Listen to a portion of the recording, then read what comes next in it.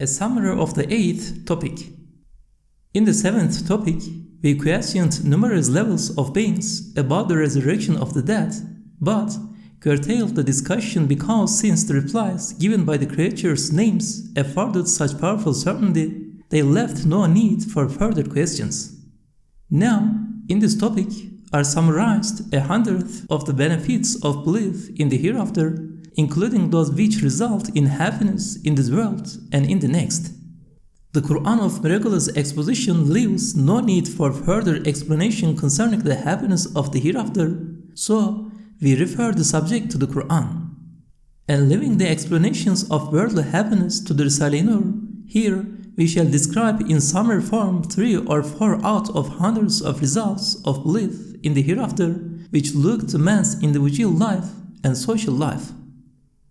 The first, just as, contrary to other living beings, man has relations with his home, so he has relations with the world, and just as he has relations with his relatives, so, by nature, he has earnest relations with mankind. And just as he desires temporary permanence in this world, so he passionately desires immortality in the realm of eternity. And just as he strives to meet the need of his stomach for food, so he is by nature compelled to strive to provide for the stomachs of his mind, heart, spirit, and humanity. He has such hopes and desires that nothing apart from eternal happiness can satisfy them. As is mentioned in the 10th word, even when small, I asked my imagination, "Do you want to live for 1,000,000 years and rule the world, but then cease to exist, or to live forever but have an ordinary and difficult existence?" I saw that my imagination wanted the latter, feeling pain at the first, and said, "I want to live forever, even if in hell." Thus, since the pleasures of this world do not satisfy the imaginative faculty, which is a servant of human nature, man's comprehensive nature is certainly attached to eternity. For man, therefore, who despite being afflicted with these boundless hopes and desires, as capital has only an insignificant faculty of will and absolute poverty, belief in the hereafter is a treasure of such strength and sufficiency, is such a means of pleasure and happiness, source of help, refuge, and means of consolation in the face of the endless sorrows of this world, and is such a fruit and benefit that if the life of this world were to be sacrificed on the way of gaining it, it would still be cheap. Its second fruit and benefit which looks to man's personal life. This is a consequence of great importance which is explained in the 3rd topic and about which is a footnote in a guide for youth. Man's greatest and most constant anxiety is his entering the place of execution, that it is a graveyard, the same as his friends and relations have entered it. Wretched man, who is ready to sacrifice his very soul for a single friend, thinks of the thousands, millions, or thousands of millions of friends who have been eliminated and have parted for all eternity, and suffers torments worse than hell. Just at that point, belief in the hereafter comes, opens his eyes, and raises the veil.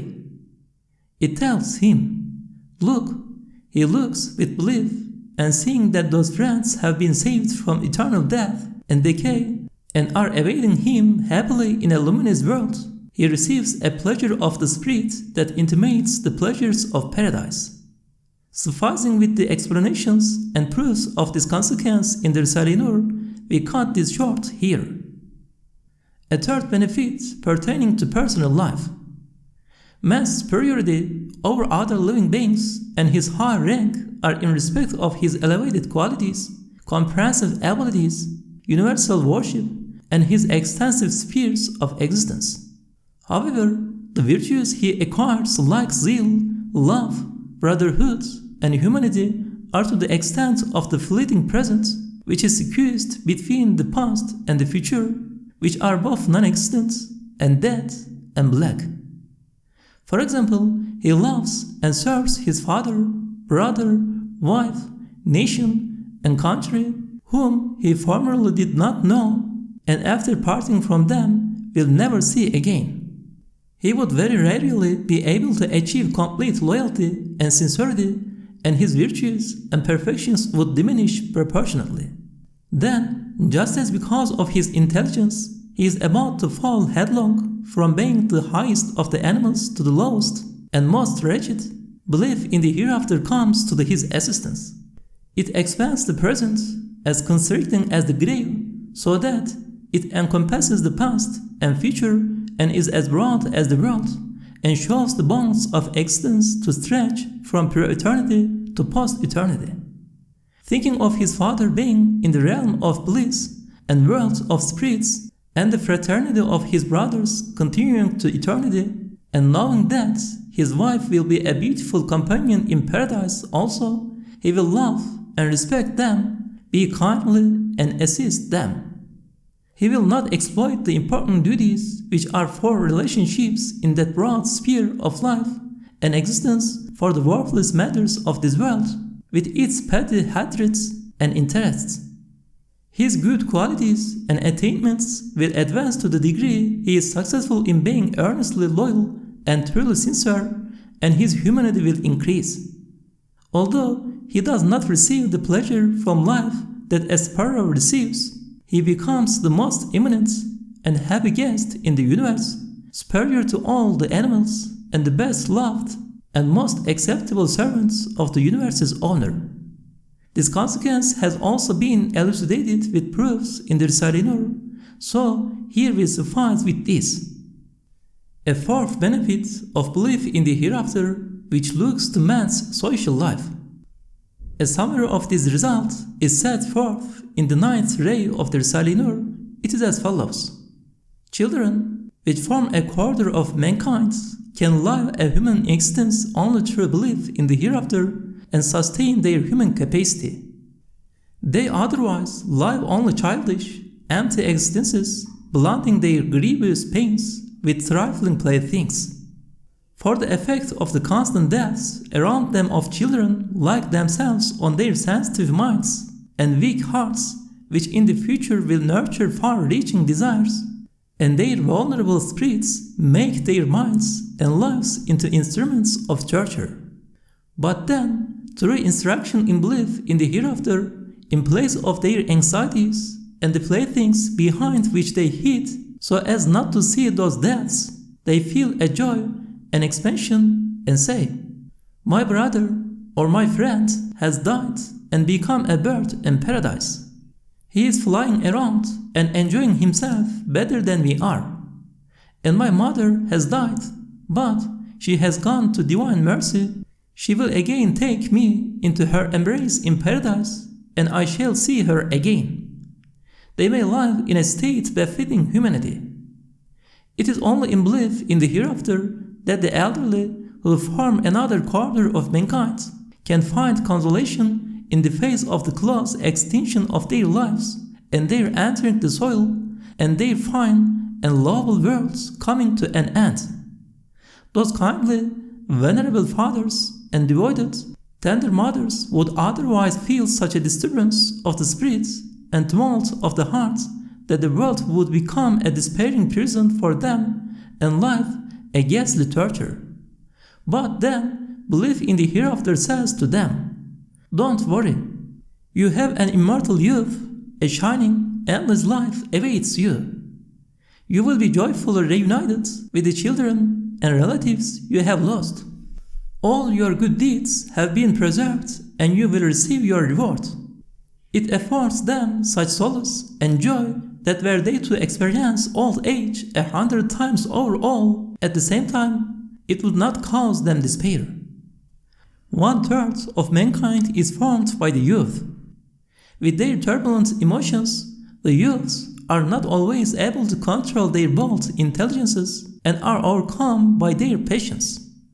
If then they lose their faith in the hereafter and do not recall the torments of hell, it puts in danger the property and honor of the upright people in society and the peace and self-respect of the weak and elderly.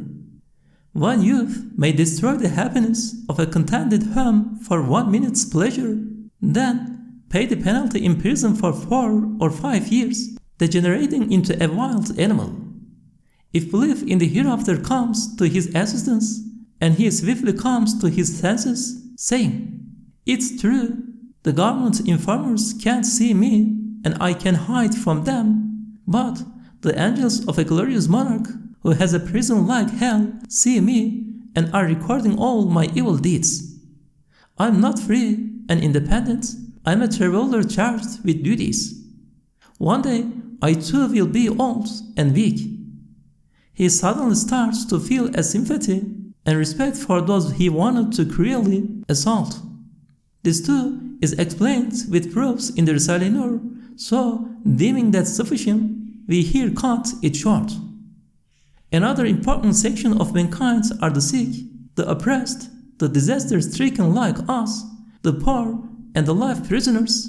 If belief in the hereafter does not come to their aid, death, of which they are continuously reminded by illness, unavenged wrongs, the arrogant treachery of the oppressor, from whom they cannot save their honor, the terrible despair of having lost their property, or children in serious disasters, the distress at having to suffer the terms of prison for 5 or 10 years because of a minute or two, or an hour or two of pleasure, this surely make the world into a prison for such unfortunates, and life into agonizing torment. But if belief in the hereafter comes to their assistance, they suddenly breathe freely, and according to the degree of their belief, their distress, despair, anxiety, anger, and desire for vengeance abate, sometimes partially, sometimes entirely.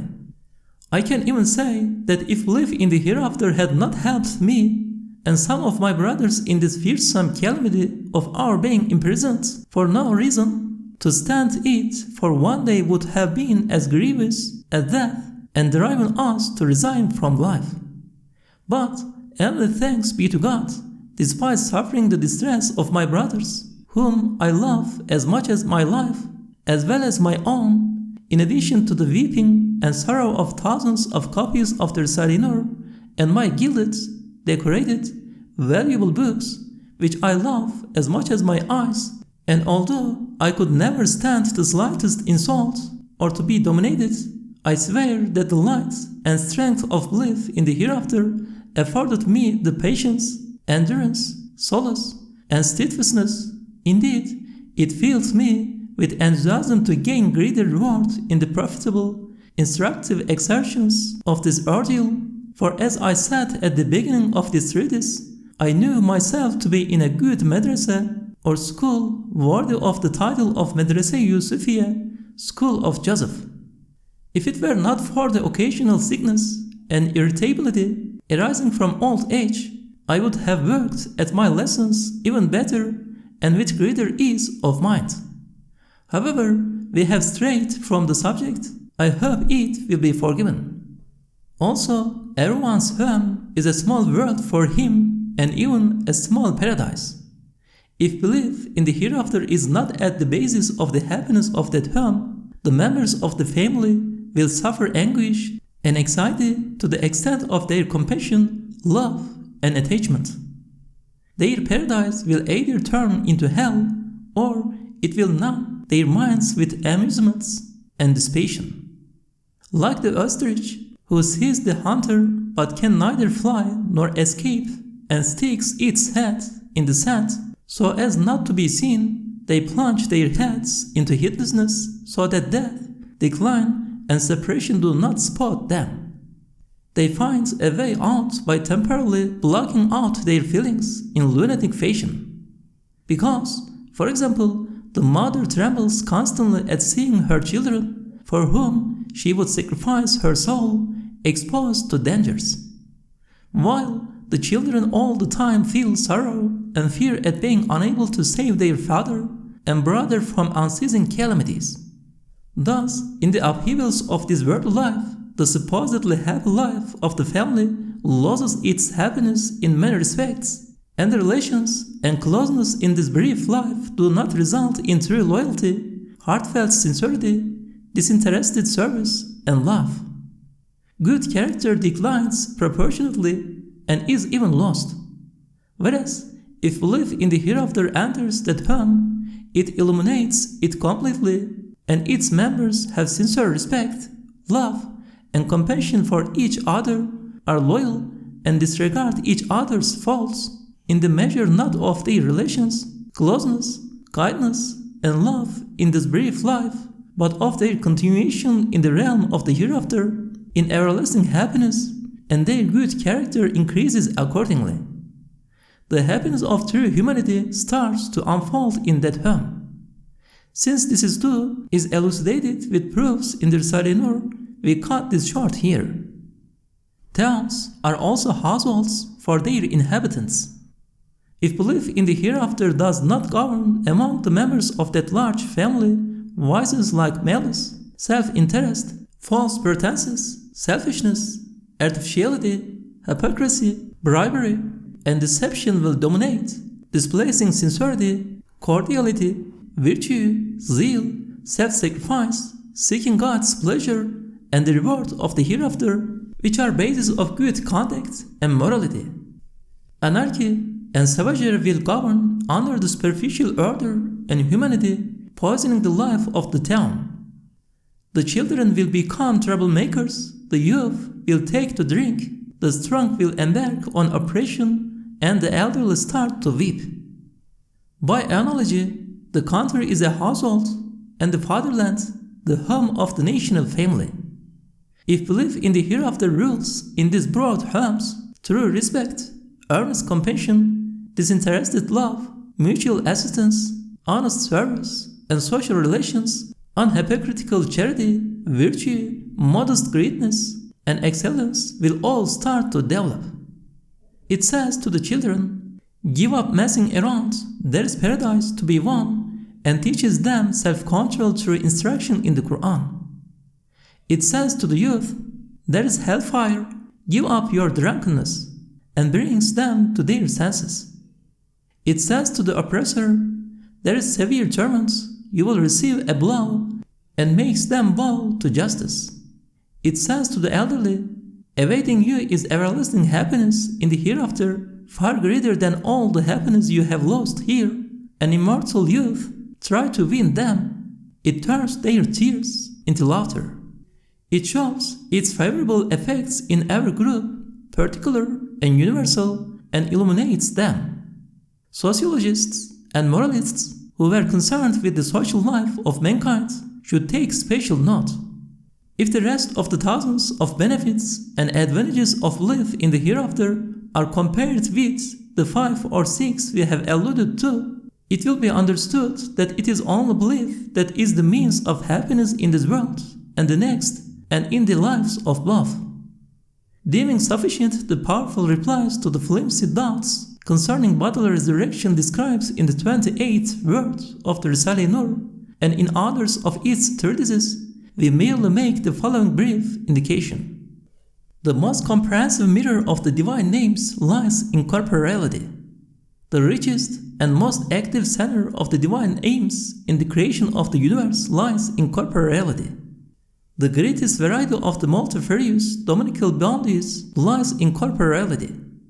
The greatest multiplicity of the seeds of the supplications and thanks man offers to the Creator through the tongues of his needs again lies in corporeality. And the greatest diversity of the seeds of the non-physical and spirit worlds also lies in corporeality. By analogy with this, since hundreds of universal truths are centered in corporeality, in order to multiply corporeality and make it manifest the above truths on the face of the earth, with awesome activity and speed, the all-wise Creator clothes the successive caravans of beings in existence and sends them to that exhibition. Then he discharges them and sends others in their place, constantly making the factory of the universe run. Weaving corporeal products, he makes the earth into a seedbed of the hereafter and paradise. In fact, in order to gratify man's physical stomach, he listens to and accepts the prayer for immortality his stomach makes through the tongue of disposition, affording it the greatest importance, and in order to answer it, prepares in corporeality incalculable numbers of innumerable sorts and kinds of artistic foods and precious bounties, all affording different pleasures. This demonstrates self-evidently and without doubt that in the hereafter the most numerous and various of the pleasures of paradise will be corporeal, and that the bounties of the eternal abodes of bliss, which everyone wants and is familiar with, will be corporeal. Is it at all possible that the most compassionate, all-powerful one, the all-knowing and munificent one, who accepts the prayer offered through the tongue of disposition by the common stomach, and gratifying it with infinitely miraculous physical foods, always replies, in fact, intentionally and without chance, would not accept the numerous, general prayers of man, who is the most important result of the universe, the wise grant of the earth, and the creature's choice, being and worshipper, which he offers through the supreme stomach of humanity for universal, elevated corporeal pleasures in the eternal realm, which he always desires, and with which he is familiar, and which by nature he wants, that he should not respond in fact with bodily resurrection, and not gratify him eternally. Should he hear the buzz of the fly, and not hear the crashing thunder? Should he equip a common soldier to perfection and ignore the army, giving it no importance? To do so would be impossible and absurd. Yes, in accordance with the explicit statement of the verse, there will be there all that the souls could desire, all that the eyes could delight in. Man will experience in paradise in fitting form the physical pleasures with which he is most familiar and samples of which he has tasted in this world. The rewards for the sincere thanks and particular worship each of his members, like the tongue, eye, and ear, offers, will be given through physical pleasures particular to those members. The Qur'an of miraculous exposition describes the physical pleasures so explicitly it is impossible not to accept the apparent meaning and to make forced interpretations of them.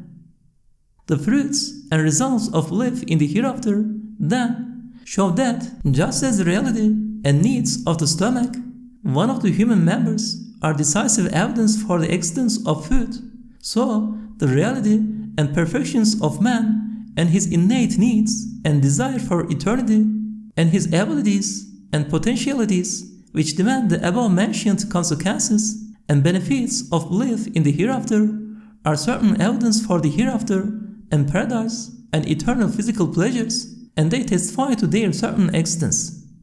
Similarly, the reality of the universe's perfections and its meaningful creational science and all its truths connected with the above human truths are evidence for the certain existence of the realm of the hereafter, the resurrection of the dead, and the opening up of heaven and hell.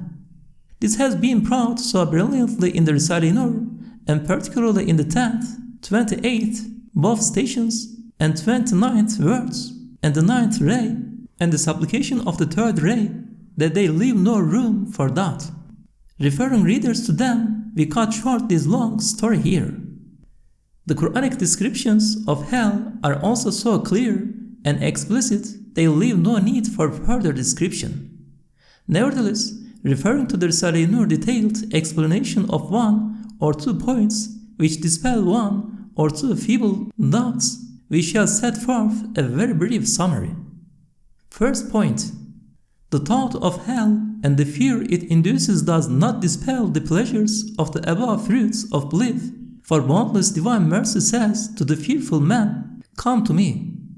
Enter the door of repentance, then the existence of hell will not frighten you, but make known completely the pleasures of paradise, and avenge you and all creatures whose rights have been transgressed, and give you enjoyment.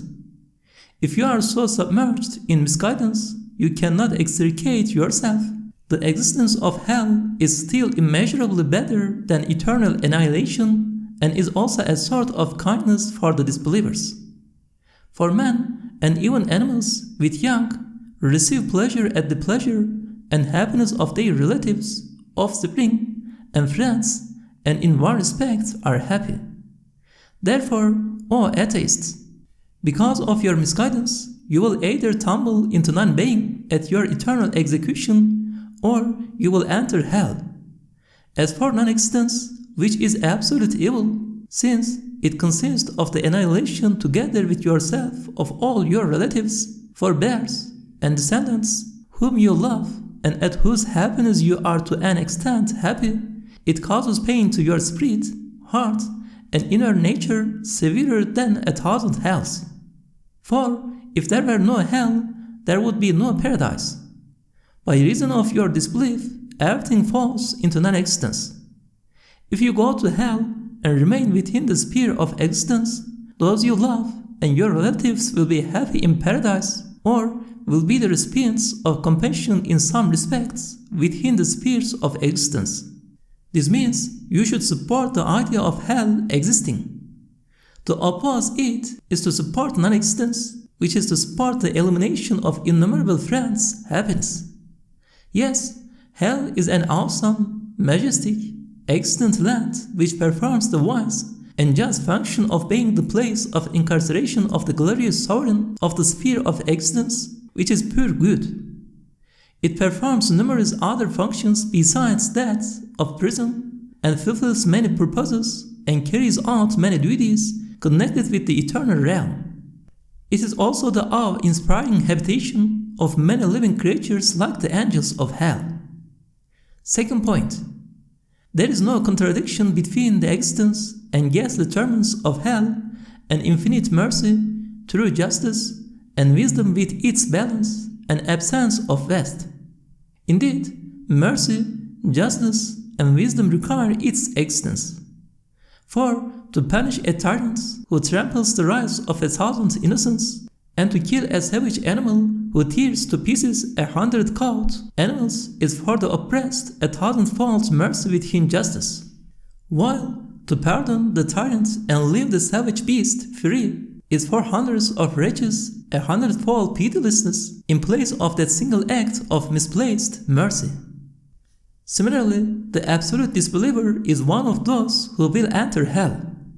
For through his disbelief and denial he both transgresses the rights of the divine names, and through denying the testimony of beings to those names, he transgresses their rights, and by denying the elevated duties of glorification of creatures before the divine names he violates their rights, and through denying their being mirrors too, and responding with worship to the manifestation of divine dominicality, which is the purpose of the universe's creation and a reason for its existence and continuance, he transgresses their rights in a way.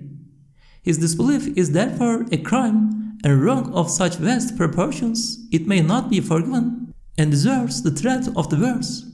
God forgives not the sin of joining other gods with him. Not to cast him into hell would comprise innumerable instances of mercilessness to innumerable claimants whose rights had been transgressed in place of a single misplaced act of mercy. Just as those claimants demand the existence of hell, so do divine dignity and majesty and tremendousness and perfection most certainly demand it. Yes, if a worthless rebel who assaults the people says to the proud ruler of the place, "You can't put me in prison," affronting his dignity, if there is not a prison in the town, the ruler will have one mate just to throw the ill-mannered wretch into it. In just the same way, through his disbelief, the absolute disbeliever affronts seriously the dignity of divine glory, and through his denial offends the splendor of his power, and through his aggression disturbs the perfection of his dominicality. Even if there were not many things necessitating the functions of hell, and many reasons for and instances of wisdom in its existence, it is the mark of such dignity and glory to create a hell for disbelievers such as that, and to cast them into it. Moreover, even the nature of disbelief makes known hell. Yes, just as if the true nature of belief were to be embodied, it would with its pleasures take on the form of a private paradise, and in this respect give secret news of paradise.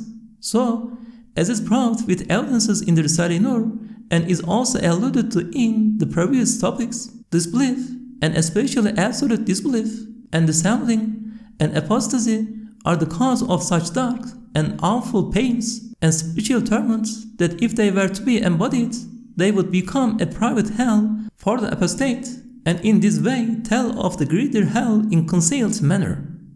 The tiny truths in the seedbed of this world produce shoots in the hereafter. Thus, this poisonous seed indicates that particular tree of Zakkum, saying, I am its origin. For the unfortunate who bears me in his heart, my fruit is a private sample of that Zakkum tree. Since this belief is aggression against innumerable rights, it is certainly an infinite crime and deserves infinite punishment. Human justice considers a sentence of 15 years imprisonment, nearly 8 million minutes, to be justice for 1 minute's murder and conformable with general rights and interests. Therefore, since one instance of this belief is the equivalent of 1,000 murders, to suffer torments for nearly 8,000 million minutes for 1 minute's absolute disbelief is in conformity with that law of justice. A person who passes a year of his life in disbelief deserves punishment for close on 2,880,000 million minutes and manifests the meaning of the verse, they will dwell therein forever.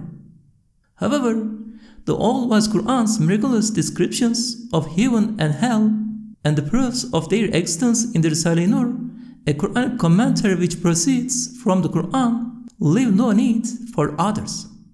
As is shown by numerous verses like, they reflect on the creation of the heavens and earth, saying, O our sustainer, indeed, you have not created these in vain. Glory be unto you, and protect us from the torment of the fire. O our sustainer, avert from us the torment of hell.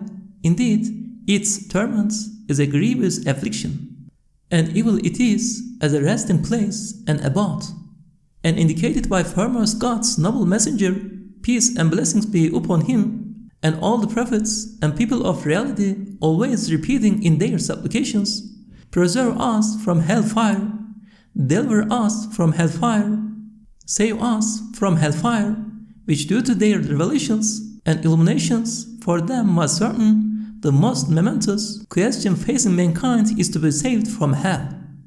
Hell is a vast, awesome, and supremely important cosmic truth which some of the people of illumination and witnessing and those who investigate the realities have observed, and seeing some of its distillations and shadows have cried out in terror, preserve us from the fire. Yes, the confrontation and interpenetration of good and evil in the universe, and pain and pleasure, light and darkness, heat and cold, beauty and ugliness, and guidance and misguidance represent a vast instance of wisdom. For if there were no evil, good would not be known. If there were no pain, pleasure would not be understood. Light without darkness would lack all importance. The degrees of heat are realized through cold. Through ugliness, a single instance of beauty becomes 1,000 instances, and thousands of varying degrees of beauty come into existence. If there were no hell, many of the pleasures of paradise would remain concealed. By analogy with this, in one respect everything may be known through its opposite, and a single truth produce numerous shoots and become numerous truths. Since these intermingled beings pour from this transitory realm into the eternal realm, surely just as things like good, pleasure, light, beauty, and belief are poured into paradise, so harmful matters like evil, pain, darkness, ugliness, and disbelief flow into hell, and the floods of this continuously agitated universe are emptied into those two pools. Referring you to the elusive points at the end of the wondrous 29th word, we curtail this discussion here. My fellow students here in the school of Joseph, the easiest way to be saved from that dreadful, everlasting prison is to profit from our worldly prison, and besides being saved from the many sins we are bound to refrain from, by repenting for our former sins and performing the obligatory worship, to make every hour of our prison life here the equivalent of a day's worship. This is the best opportunity we may have to be saved from that eternal prison and to win luminous paradise. If we miss this opportunity, Our lives in the hereafter will weep the same as our lives here are weeping, and we shall receive the slap of the verse. He has lost this world and the hereafter.